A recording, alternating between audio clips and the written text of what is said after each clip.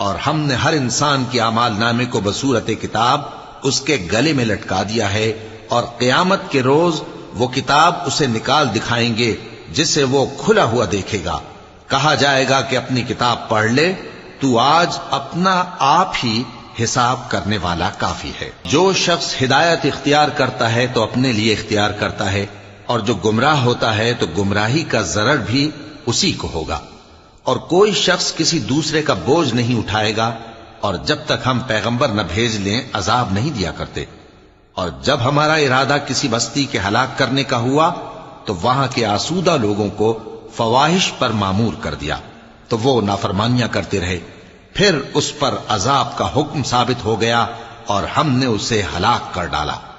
اور ہم نے نوح کے بعد بہت سی امتوں کو ہلاک کر ڈالا، اور تمہارا پروردگار اپنے بندوں کے گناہوں کو جاننے اور دیکھنے والا کافی ہے۔